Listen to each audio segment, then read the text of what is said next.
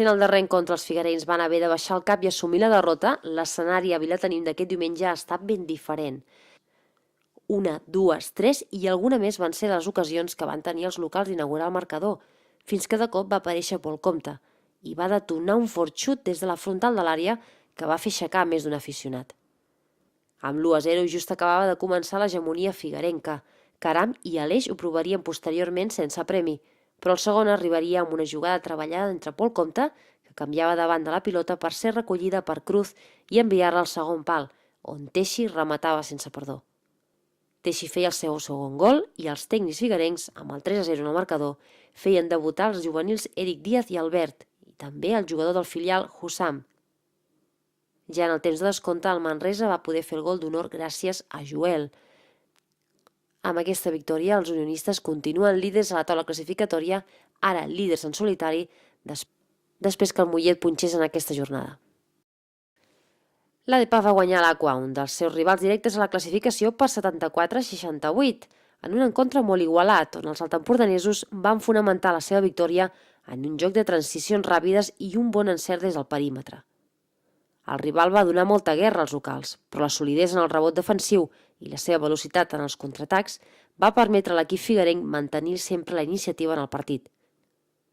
Els darrers minuts van ser molt igualats, però una millor selecció de tir va fer que els locals, els figuerencs, s'enduguessin la victòria. Els altempordanesos ocupen la 10a posició de la taula classificatòria amb 7 derrotes i 7 victòries.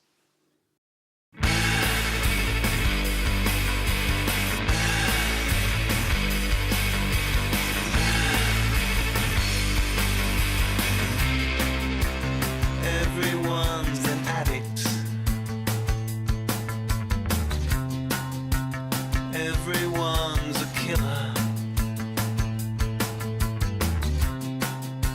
And everyone's a psycho now. Your binary religion. Your Jesus condition. Naughty ones won't save you now. En un ambient més que fresc, més d'una quarantena d'atletes van participar en la primera prova de la temporada del Diver Sport Club, en la duatló de muntanya de Portbou. Els 3 primers classificats han estat Sergi Boix, de Castell-Platja d'Aro, Josep Almendros, de Calonja, i Víctor Pérez, de Vilafant. En la categoria femenina, Lluïsa Perales, de Figueres, ha estat la primera classificada, Núria Trias, de Santa Coloma de Farners, la segona, i Melina Carretero, d'Empúria Brava, la tercera. El primer local ha estat Gerard Garcia, del Diver Sport Club. No hi ha massa temps per descansar, ja que el proper diumenge 22 de gener es disputarà la segona prova d'aquesta modalitat esportiva a Vilademuls, amb 15 quilòmetres de BTT, 4 quilòmetres de carrera contínua i tancarà la prova amb 10 quilòmetres més de bicicleta de muntanya.